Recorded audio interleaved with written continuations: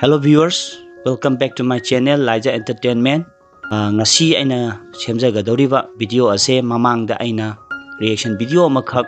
upload tawjarambani. Hariba film Cast Away on the Moon haiba cinema adugi yamna nungaiba sin matek minute 35 kungi sin amakak aina video upload tawjabada copyright claim sabana maram oraga hariba video ado aina lakthokchakre aduga hariba video matek to yam nungaiba sin oibana maram oraga aina explanation gi type ta vocal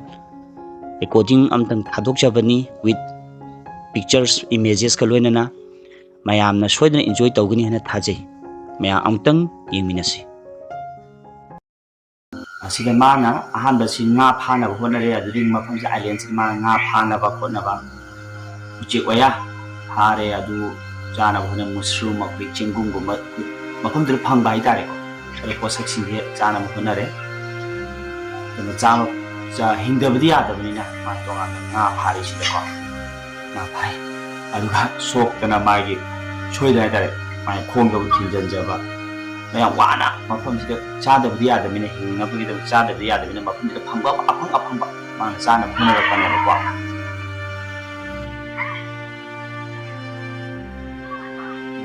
sida karaga usi karaga mafam sida mai uchi ki marum gumba thana last month thamba da kari makar saudi siko adu zabane ma na pham ya interesting abadi mana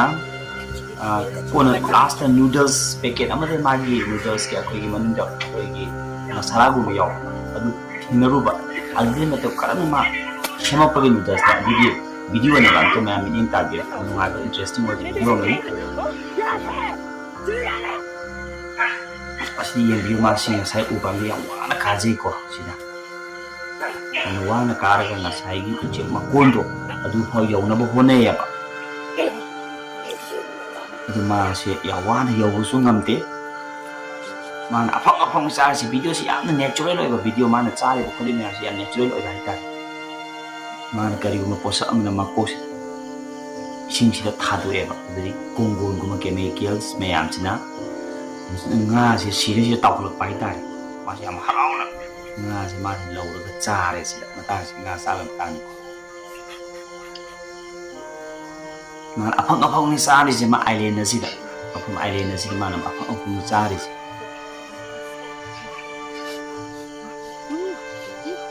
aduga ya nokning ba man man si charam tinga sagi chemical man chara ta phole inem si ga aduga adugi du uche no charu kanda mana thadaram ba do ayu ngal ga uche chara ga uche do miskilam bi ne uche to mama na ucha bi ne to ris uche to si le me ko si ka to uche to ma sum lo le ma le aphang ba ma khai chara ga lai le hin le ge si ne island na si ithat si to ris uche to lo we si ma na Cingen hausa betul ni mana sih lo sa buce masai di masa lo buce tu di ko sih sih kalau mungkin ba lo sa bani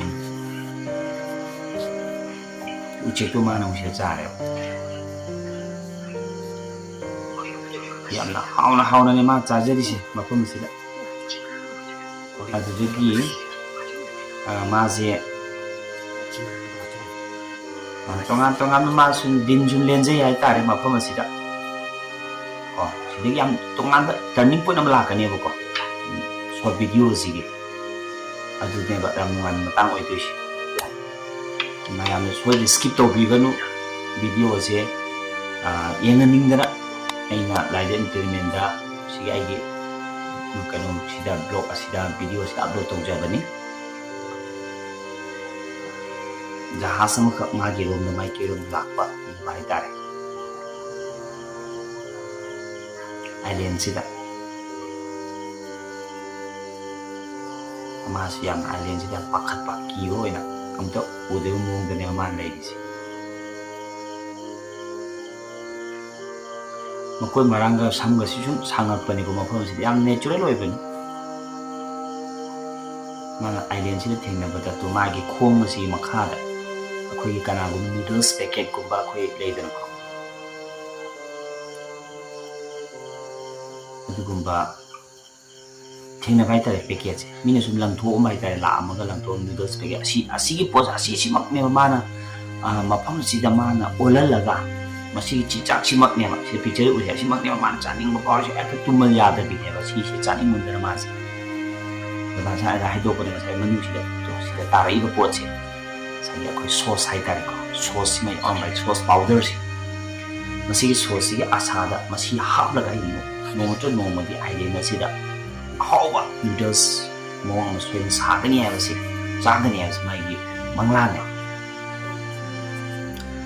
ꯑꯌꯨꯛ ꯅꯨꯡꯊꯤꯜ ꯅꯨꯡꯗꯥꯡ ꯃꯥꯅ ꯑꯁꯤꯒꯤ ꯅꯨꯗꯜꯁꯀꯤ ꯋꯥꯈꯜ ꯑꯁꯤꯗ ꯁꯨꯝ ꯂꯩꯔꯦꯕ ꯇꯧꯔꯤꯁꯦ ꯀꯔꯤ ꯀꯔꯤꯅ ꯄꯣꯠꯅ ꯁꯥꯔꯛꯄꯅꯣ ꯍꯥꯏꯕꯁꯤ ꯃꯥꯅ ꯃꯣꯏꯒꯤ ꯆꯥꯏꯅꯤꯁ ꯃꯔꯣꯟ ꯃꯥꯜꯂꯤꯀꯣ ꯑꯗꯨꯗ ꯃꯥꯅ ꯌꯦꯡꯉꯦꯕ ꯄꯣꯠꯁꯤꯗꯤ ꯃꯐꯝꯁꯤꯗ ꯌꯥꯝ ꯂꯥꯏꯅ ꯐꯪꯕ ꯄꯣꯠꯇꯤ ꯅꯠꯇꯕ ꯃꯐꯝꯁꯤꯗ ꯇꯧꯔꯤꯁꯦ ꯃꯥꯁꯤ ꯌꯥꯝꯅ ꯆꯥꯅꯤꯡꯕ ꯍꯦꯟꯃꯟꯗꯅ ꯍꯥꯏꯇꯥꯔꯦ ꯌꯥꯝ ꯋꯥꯖꯕ ꯍꯥꯏꯇꯥꯔꯦ ꯑꯁꯤꯗ ꯃꯐꯝꯁꯤꯗ ꯂꯩꯕ ꯃꯨꯔꯇꯤ ꯑꯁꯤꯗ ꯎꯆꯦꯛ ꯃꯨꯔꯇꯤ ꯑꯁꯤꯗ ꯎꯆꯦꯛ ꯋꯥꯌꯥꯁꯤꯅ ꯃꯊꯤ ꯃꯌꯨꯡ ꯐꯥꯏꯊꯔꯝꯕꯁꯦ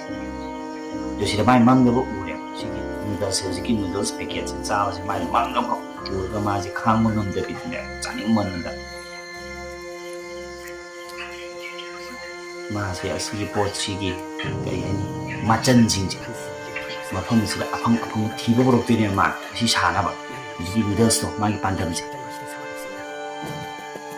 ꯑꯗꯨ ꯑꯣꯏꯊꯣꯛꯇꯕꯤꯅꯦ ꯍꯥꯏꯕ ꯍꯦꯛꯇ ꯄꯣꯠꯇꯨ ꯂꯥꯏꯅ ꯐꯪꯗꯕ ꯍꯥꯏꯇꯥꯔꯦ ꯁꯝꯅ ꯍꯥꯏꯔꯀꯥꯟꯗ ꯂꯥꯁꯇ ꯃꯇꯧ ꯀꯔꯝꯅ ꯃꯥꯏ ꯄꯥꯛꯈꯤ ꯍꯥꯏꯕꯗꯣ ꯁꯤꯃꯛ ꯄꯣꯠꯁꯦ ꯃꯥꯅ ꯑꯥꯏꯂꯦꯟꯁꯦ ꯁꯥꯔꯒ ꯄꯨꯊꯣꯛꯇꯣꯏꯅꯦꯕ ꯑꯗꯨ ꯆꯥꯕ ꯀꯥꯟꯗ ꯐꯤꯂꯝꯁꯦ ꯂꯣꯏꯗꯣꯏꯅꯦꯕ ꯄꯨꯛꯅꯤꯡꯁꯤ ꯃꯥ ꯀꯞꯇꯣꯏꯅꯦꯕ ꯑꯗꯨ ꯃꯇꯥꯡꯗ ꯌꯦꯡꯍꯟꯅꯤꯡꯕ ꯍꯥꯏꯇꯥꯔꯦ ꯑꯗꯨ ꯃꯥꯁꯤ ꯎꯆꯦꯛ ꯋꯥꯌꯥꯁꯤꯅ ꯃꯊꯤ ꯐꯥꯏꯊꯔꯛꯄꯁꯦ ꯃꯥꯅ ꯋꯥꯈꯜ ꯈꯜꯂꯦꯕ ꯎꯆꯦꯛꯁꯤꯡꯁꯤꯅ ꯀꯔꯤ ꯆꯥꯕꯖꯥꯠꯅꯣ ꯑꯗꯨꯒ ꯌꯥꯝ ꯅꯣꯛꯅꯤꯡꯕ ꯑꯃꯅ ꯎꯆꯦꯛꯁꯤꯡꯒꯤ ꯃꯊꯤ ꯐꯥꯏꯊꯔꯛꯄꯒꯤ ꯃꯊꯤꯁꯦ ꯑꯣꯏꯅ ꯇꯪꯕꯤꯅꯦꯕ ꯃꯥꯅ ꯎꯆꯦꯛꯀꯤ ꯃꯊꯤꯁꯦ ꯃꯥꯅ ꯇꯪꯕꯤꯅꯦꯕ ꯑꯗꯨꯒ ꯇꯣꯉꯥꯟꯕ ꯃꯍꯥꯎ ꯑꯃ ꯊꯣꯛꯄ ꯍꯥꯏꯇꯥꯔꯦ ꯃꯁꯤ ꯎꯆꯦꯛꯁꯤ ꯀꯔꯤ ꯆꯥꯔ ꯐꯥꯏꯕꯖꯥꯠꯅꯣ ꯑꯗꯨ ꯑꯣꯏꯇꯥꯔꯗꯤ ꯃꯁꯤꯁꯤꯃ ꯃꯆꯜ ꯑꯃ ꯑꯣꯏꯅ ꯍꯥꯞꯄ ꯌꯥꯏ ꯁꯤꯅꯤ ꯖꯥꯠꯀꯤ ꯑꯉꯛꯄ ꯃꯆꯜꯁꯤꯡꯅꯤꯀꯣ ꯃꯁꯥꯒꯤ ꯍꯨꯃꯥꯡꯐꯥꯎ ꯇꯪꯉꯛꯀꯗꯣꯏꯅꯤꯀꯣ ꯊꯨꯝꯒꯤ ꯁꯔꯨꯛꯁꯤ ꯑꯣꯏꯅꯕ ꯃꯥꯁꯦ ꯍꯔꯥꯎꯕꯤꯅꯦꯕ ꯁꯤ ꯎꯆꯦꯛꯁꯤꯅ ꯀꯔꯤ ꯆꯥꯕꯅꯣ ꯁꯤ ꯃꯥꯅ ꯈꯜꯂꯤ ꯃꯥꯅ ꯀꯔꯤ ꯎꯆꯦꯛꯁꯤꯡꯁꯤꯅ ꯃꯔꯨꯁꯤꯡꯁꯦ ꯆꯥꯔꯦ ꯃꯔꯨꯁꯤꯡꯅ ꯗꯥꯏꯖꯦꯁ ꯇꯧꯔꯒ ꯃꯥꯁꯤ ꯇꯥꯔꯛꯄ ꯄꯣꯠꯅꯤ ꯉꯁꯥꯏ ꯃꯔꯨꯗꯨꯒꯤꯗꯨꯅꯤ ꯑꯗꯨ ꯃꯥꯏ ꯃꯊꯤꯁꯦ ꯃꯥꯅ ꯀꯣꯠꯂꯒ ꯎꯆꯦꯛꯁꯤꯡꯁꯤꯒꯤ ꯑꯃꯥꯡꯕꯁꯤꯁꯨ ꯀꯣꯠꯂꯒ ꯃꯥꯅ ꯃꯆꯜ ꯑꯃ ꯑꯣꯏꯅ ꯍꯥꯞꯇꯣꯏꯅꯤ ꯌꯥꯝꯅ ꯅꯣꯛꯅꯤꯡꯁꯨ ꯅꯣꯛꯅꯤꯡꯕ ꯑꯗꯨꯒ ꯌꯥꯝꯅꯁꯨ ꯏꯟꯇꯔꯦꯁꯇꯤꯡꯁꯨ ꯑꯣꯏꯕ ꯍꯥꯏꯇꯥꯔꯦꯀꯣ ꯚꯤꯗꯤꯑꯣꯁꯦ ꯃꯥꯁꯤꯁꯦ ꯀꯣꯠꯊꯣꯛꯑꯒ ꯃꯥꯁꯤ ꯍꯥꯞꯇꯣꯏꯅꯦ ꯉꯁꯥꯏ ꯎꯆꯦꯛꯁꯤꯡꯁꯤ ꯂꯥꯏꯅ ꯗꯥꯏꯖꯦꯁ ꯇꯧꯕ ꯉꯝꯃꯦ ꯃꯥꯅ ꯁꯨꯒꯥꯏꯔꯒ ꯃꯥ ꯄꯥꯎꯗꯔꯗꯣ ꯑꯣꯜꯍꯟꯕ ꯉꯝꯗꯦꯕ ꯅꯪ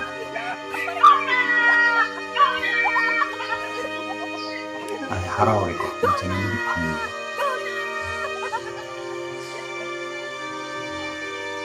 ꯑꯗꯨꯃꯥꯏꯅ ꯇꯧꯔ ꯀꯂꯦꯛꯁꯟ ꯇꯧꯔꯦ ꯑꯇꯣꯞꯄ ꯃꯆꯜꯁꯤꯡꯁꯦ ꯈꯔ ꯈꯔ ꯊꯤꯕ ꯍꯧꯔꯦ ꯃꯥ ꯂꯩꯕꯥꯛ ꯃꯅꯨꯡꯗ ꯇꯣꯉꯥꯟ ꯇꯣꯉꯥꯟꯕ ꯃꯥꯅ ꯍꯥꯞꯄ ꯌꯥꯕ ꯃꯔꯥꯁꯤꯡ ꯑꯁꯤꯗ ꯃꯥꯅ ꯅꯨꯗꯜꯁ ꯑꯣꯏꯕ ꯌꯥꯕ ꯎꯔꯨ ꯋꯥꯔꯨ ꯍꯥꯏꯇꯥꯔꯦꯀꯣ ꯄꯥꯝꯕꯤꯁꯤꯡꯒꯤ ꯃꯔꯥꯁꯤꯡ ꯊꯤꯕ ꯍꯧꯔꯤꯁꯤ ꯃꯥꯅ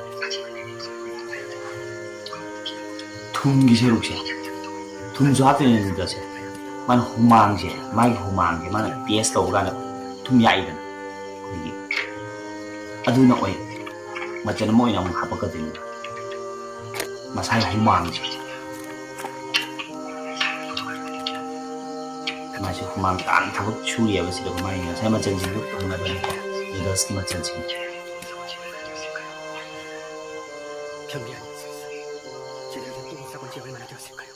ꯌꯥꯝ ꯋꯥꯅ ꯃꯐꯝꯁꯤꯗ ꯃꯥꯅ ꯍꯤꯡꯉꯛꯄꯁꯦ ꯑꯗꯨꯒ ꯆꯥꯅꯕ ꯃꯥꯒꯤ ꯑꯅꯤꯡꯕ ꯆꯥꯅꯕꯁꯨ ꯐꯪꯅꯕ ꯍꯣꯠꯅꯕꯁꯦ ꯑꯁꯤꯅꯦꯕ ꯌꯥꯝ ꯏꯟꯇꯔꯦꯁꯇꯤꯡ ꯑꯣꯏ ꯉꯁꯥꯏ ꯄꯥꯟꯗꯝꯗꯣ ꯉꯁꯥꯏ ꯅꯨꯗꯜꯁꯁꯦ ꯆꯥꯒꯅꯤ ꯍꯥꯏꯕ ꯄꯥꯟꯗꯝꯗꯣ ꯖꯁ ꯃꯥꯒꯤ ꯁꯣꯁꯇꯨꯗꯤ ꯃꯥ ꯆꯦꯛꯁꯤꯟꯅ ꯊꯝꯈ꯭ꯔꯕꯅꯤꯀꯣ ꯑꯗꯨ ꯍꯥꯞꯇꯣꯏꯅꯤ ꯃꯥ ꯂꯥꯁꯇ ꯑꯗꯨ ꯍꯥꯞꯄꯣꯜꯂꯒ ꯑꯗꯨ ꯍꯨꯃꯥꯡ ꯇꯥꯕꯁꯤꯗ ꯃꯥꯒꯤ ꯍꯨꯃꯥꯡ ꯇꯩꯊꯣꯛꯄꯗ ꯃꯉꯣꯟꯗ ꯃꯍꯥꯎ ꯑꯃ ꯂꯥꯛꯀꯅꯤꯅꯦ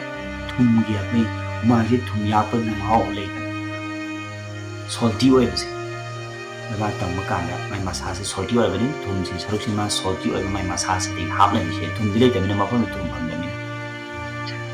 ꯏꯠ ꯁꯣꯜꯇꯤ ꯍꯥꯏꯁꯦ ꯃꯥꯅ ꯀꯣ ꯃꯁꯥꯒꯤ ꯍꯛꯆꯥꯡꯒꯤ ꯂꯦꯛꯄꯤꯅꯦꯕ ꯃꯥꯅ ꯌꯥꯝꯅ ꯃꯈꯣꯡꯐꯥꯎ ꯂꯦꯛꯄꯤꯅꯦ ꯍꯨꯃꯥꯡ ꯇꯥꯕ ꯃꯐꯝꯗꯤ ꯂꯦꯛꯄꯤꯅꯦ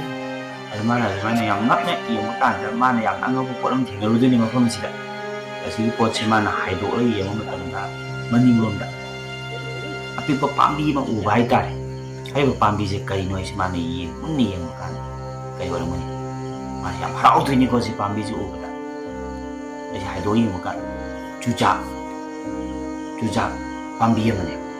ꯆꯨꯖꯥꯛꯅꯦ ꯑꯗꯨ ꯆꯨꯖꯥꯛꯁꯤꯗꯒꯤ ꯃꯥꯁꯦ ꯉꯁꯥꯏ ꯄꯥꯎꯗꯔ ꯁꯨꯡꯉꯛꯑꯗꯧꯅꯤꯀꯣ ꯑꯗꯨ ꯃꯥꯅ ꯍꯥꯏꯗꯣꯛ ꯌꯦꯡꯀꯥꯟꯗ ꯆꯨꯖꯥꯛꯅꯦ ꯑꯁꯤ ꯍꯔꯥꯎꯗꯣꯏꯅꯦ ꯃꯥꯁꯦ ꯍꯔꯥꯎꯕ ꯄꯟꯈꯩ ꯂꯩꯇ꯭ꯔꯦ ꯁꯤꯗꯗꯤ ꯃꯥꯁꯦ ꯁꯝꯅꯥꯒ ꯁꯥꯡꯉꯤ ꯃꯀꯣꯏ ꯃꯔꯥꯡꯁꯦ ꯌꯥꯝ ꯁꯥꯡꯉꯕꯅꯦꯕ ꯌꯥꯝ ꯃꯥꯟꯕꯅꯤꯀꯣ ꯍꯔꯥꯎꯃꯜꯂꯦ ꯃꯥꯁꯦ ꯆꯨꯖꯥꯛꯁꯦ ꯌꯥꯝ ꯂꯨꯅ ꯇꯧꯗꯣꯏꯅꯤ ꯃꯥꯁꯦ ꯆꯥꯎꯍꯜꯂꯛꯀꯗꯣꯏꯅꯤ ꯁꯤꯅ ꯂꯥꯎꯔꯤꯁꯤꯀꯣ ꯍꯔꯥꯎꯖꯕ ꯍꯥꯏꯇꯥꯔꯦ ꯃꯥꯒꯤ ꯑꯅꯤꯡꯕꯁꯤ ꯊꯨꯡꯗꯣꯔꯦ ꯍꯥꯏꯅꯀꯣ ꯉꯁꯥꯏ ꯃꯪꯂꯥꯟꯗꯣ ꯃꯥꯁꯤꯗ ꯅꯨꯗꯜꯁꯇꯨ ꯁꯦꯝꯕ ꯆꯨꯖꯥꯛꯁꯤ ꯆꯥꯎꯔꯦ ꯃꯥꯁꯤ ꯊꯦꯛꯑꯅꯤ ꯆꯨꯖꯥꯛꯁꯤ ꯆꯥꯎꯔꯒ ꯐꯖꯅ ꯁꯦꯕꯥ ꯇꯧꯔ ꯆꯥꯎꯍꯜꯂꯦ ꯆꯨꯖꯥꯛꯁꯤ ꯊꯦꯛꯑꯅꯤ ꯃꯔꯨ ꯈꯣꯛꯑꯅꯤ ꯀꯣ ꯇꯣꯉꯥꯟꯕ ꯃꯆꯜ ꯈꯔꯁꯨ ꯐꯅ ꯃꯥ ꯊꯤꯖꯔꯕꯅꯤꯀꯣ ꯃꯐꯝ ꯑꯁꯤꯗ ꯆꯨꯖꯥꯛ ꯃꯔꯨꯁꯤ ꯈꯣꯛꯑꯦꯕ ꯃꯥꯅ ꯑꯗꯨꯒ ꯃꯔꯨꯁꯤꯡꯗꯣ ꯁꯨꯒꯥꯏꯔꯒ ꯃꯥꯅ ꯄꯥꯎꯗꯔ ꯁꯦꯝꯃꯦ ꯉꯁꯥꯏ ꯃꯐꯣꯟ ꯇꯥꯅꯕ ꯄꯣꯠ ꯃꯍꯥꯎ ꯂꯩꯅꯕ ꯄꯣꯠ ꯑꯃ ꯑꯣꯜꯂꯛꯀꯗꯣꯏꯅꯦꯕ ꯃꯐꯝꯁꯤꯗ ꯐꯪꯕ ꯄꯣꯠꯇꯨꯅꯅꯦ ꯃꯥꯅ ꯁꯤꯟꯅꯕ ꯍꯣꯠꯅꯔꯤꯁꯦ ꯑꯗꯨꯅ ꯌꯨꯝꯃꯛꯇꯤ ꯅꯠꯇꯕꯅꯤꯅ ngài uru waru miyamdo magi miyamdo isingda futle male ko ngài gi kano du puthoe mafam de ma thela thamba noodles ke koi sauce to machine ma se ma ka desh masi pocha hap la gane yin view film ase ai shu kala mate ma ka thena jaru bani mayam da su chening da reaction video ne semja bane asman CMA mas mafam da phang po singchina magi stick ka sema tu asina apang po ha tere mafam sida magi manglan do mang phau na do re chaw phang do re ma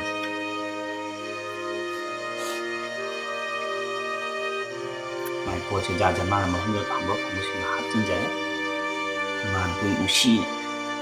chaw bai da magi ani mu thong gi bai da mafam sida 자이지 분명 누시나 자바이 다리 마신 mafam asida yang wana hinjabase aduga atam sang amana struggle thengnaraga magi aningba asai noodles thongwase masi chaw phang pai tare asigi nungai jaba amsu harau bagi pi ne ma tari asuna short video ni cinema amagi asang bangi mate ma khatami aina thengna jaba aduga sumay amda su ko tamjabani asida yang pun cinema kape ko jare man ningbu thonge review mayamna sum nungai bani video se sum cinema se hai tare yengba sum ma interesting oi bani ala to video mayam so ina upload tawjabado mayam sum nungsibiu mayamna like share tawbiu matang sida film se losinjare okay matang sida reaction video singa si losinjarage marak ta mayamna yengbini ba film ko ba reaction ko ba na to any makhalgi video education mai lena oi ba entertainment mai lena oi bi ai makhan mathil suna sum hapjabani lairaga sum mayamna comment post la comment pibe si haijaraga mayam de bidai lawjurage okay bye friend